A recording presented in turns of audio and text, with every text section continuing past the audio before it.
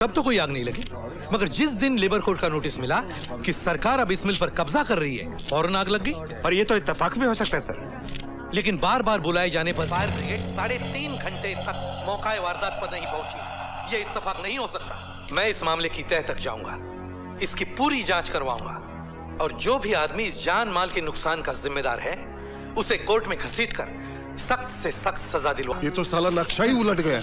गई भैंस पानी में और साथ में हमें भी ले गई। साला ये सत्यप्रकाश बड़ा ही कड़क आदमी है, जो कहेगा वो करके दिखाएगा। तुम लोग बहुत जल्दी परेशान हो जाते हो।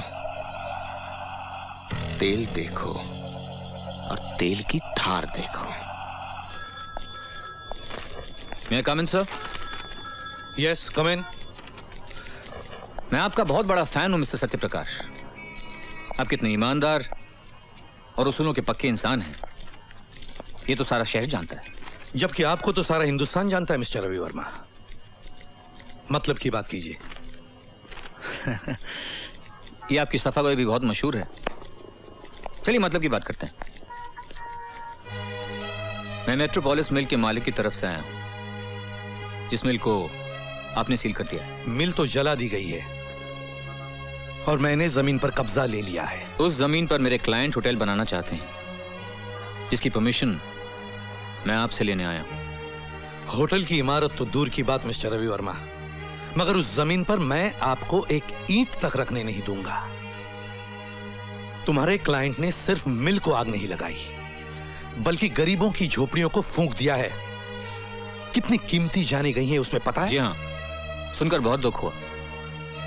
लेकिन मेरे क्लाइंट हर मरने वाले की फैमिली को 50,000 रुपए देने के लिए तैयार है। 50,000। ओह वाह, कितना दुर्भाग्य है मेरे देश का कि यहां 50 रुपये देकर कोई वोट खरीद लेता है, 5,000 देकर दंगे करवा सकता है, 25,000 देकर किसी का खून करवा सकता है, और अब 50,000 देकर गरीबों का मुंह बंद करवाना चाहता है।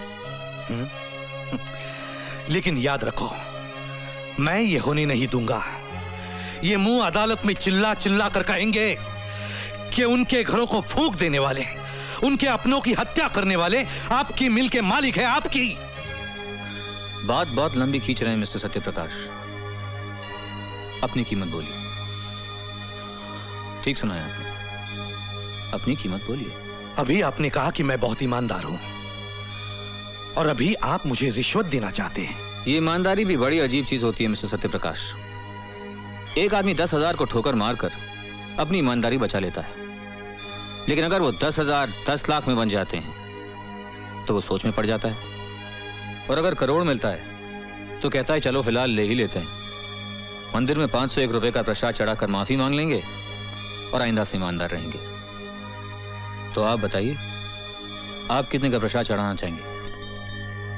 Yes sir. क्योंकि आप एक वकील हैं, मैं आपको रिश्वत देने के जुर्म में जेल नहीं भिजवा सकता। इन्हें धक्के मारकर बाहर निकाल देना। Get out. मिस्टर सत्यप्रकाश, चूंकि मैं एक वकील हूं, राय देने की फीस लेता हूं, मगर आपको मैं एक राय मुफ्त में देकर जा रहा हूं। दरिया के बहाव के खिलाफ तैरने की हिमाकत मत कीजिए। थक जाओगे, डूब जाओगे, बह जाओगे।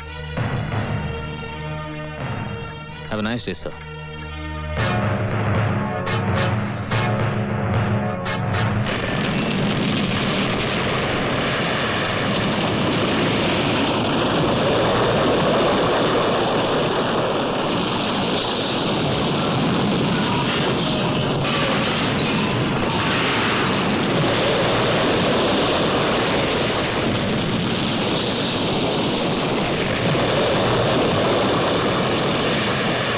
कृष्णकांत, 13 अप्रैल ठीक रहेगी? जैसा आप ठीक समझे भाई साहब। तब तक तो हमारा करण भी आ जाएगा छुट्टियों पर। हाँ। अच्छा कृष्णकांत, ये शगुन संभाल लो। आज से हमारी बेटी तुम्हारी हो गई और तुम्हारा बेटा हमारा। अरे ये विनय कैसे नहीं आया अब तक? ये लो, विनय भी आ गया। आओ बेटा विनय, आओ। मैं आपको गिरफ्तार करने आया हूँ सर। विनय, बड़ों से इस तरह मजाक नहीं करते बेटे। काश ये मजाक होता माँ। लेकिन इन पर किसी पुरुषोत्तम जालान से रिश्वत लेने का इल्जाम है और बदकिस्मती से इन्हें गिरफ्तार करने की जिम्मेदारी मुझ पर सौंपी गई है। जबकि आप ये अच्छी तरह से जानते हैं कि मेरे बाबूजी जैसे ईमानदार इंसान ढूंढने से भी नहीं मिलेंगे। चलिए सर, मेरे पास आपकी गिरफ्तारी का वारंट है। चलिए, ऐसा ऐसा ऐसा जुल्म मत करना बेटे। ये तुम्हारे ससुर हैं, तुम्हारे पिता समान हैं। मैं तुम्हारी माँ जैसी हूँ, फिर भी तुम्हारे हाथ जोड़ती हूँ, तुम्हारे पाँव पड़ती हूँ। देखिए, आप मेरा काम और मुश्किल मत कीजिए माँ जी।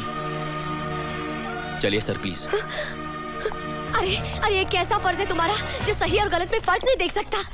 मत करिए पाप बेटा, मत करिए पाप। अगर इन पे बदनामी का दाग लगेगा तो ये 2 पल भी नहीं जी पाएंगे।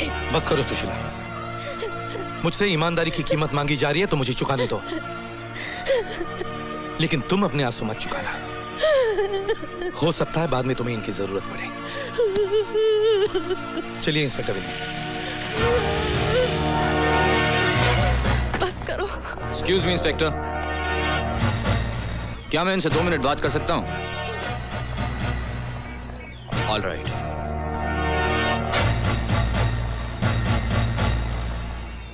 अभी कुछ नहीं बिगड़ा है सर। आप मिल में लगी हुई आग की जांच रोक दीजिए, मैं आप पे लगे सारे इल्जाम हटा दूंगा। बड़ी हिम्मत है तुझ में लड़के। मैंने सुना था झूठ के पांव नहीं होते, उसे सच के सहारे चलना होता है। ये सब किताबी बातें हैं सर, और जिंदगी कोई किताब नहीं। मेरी राय मानिए, मैं आपके बेटे जैसा हूं। मेरे बेटे जैसा है तू? अरे डूब मरता मैं अगर मेरा बेटा तुम्हारी जैसे होता। तुम्हारा ना कोई धर्म ना कोई ईमान, पैसों की खातिर खुद की आत्मा तक को बेच चुके हो तुम। नहीं नहीं, मेरा बेटा तुम्हारे जैसा नहीं है, नहीं है मेरा बेटा ऐसा। अरे वो तो ईमान की खातिर खुद को कुर्बान कर सकता है, फर्ज की खातिर अपनी जान दे सकता है। देश के दुश्मनों के लिए आतंक है मेरा बेटा, आतंक।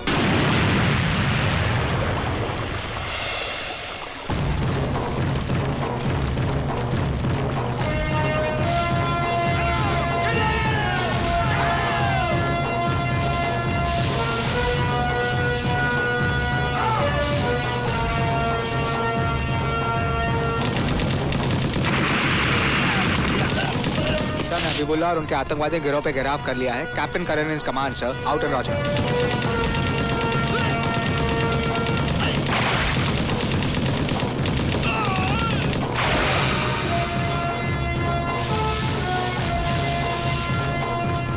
Sir we have found out the terrorist hideout sir, जहां उन्होंने बच्चों को छुपा के रखा है सर।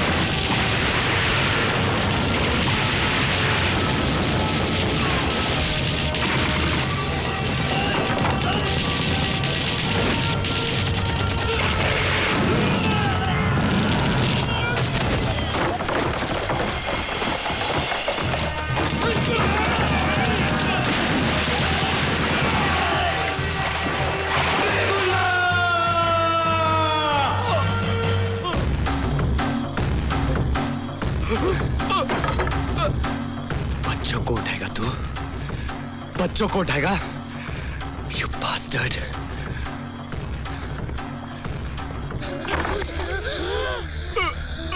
देख, उनकी आंखों में छिपे हुए खौफ को देख। यही खौफ मैं तेरी आंखों में देखना चाहता हूं।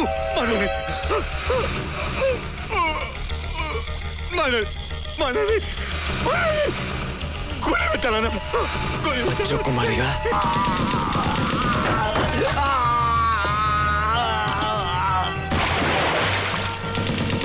करण, कंट्रोल योरसेल्फ करण, कंट्रोल।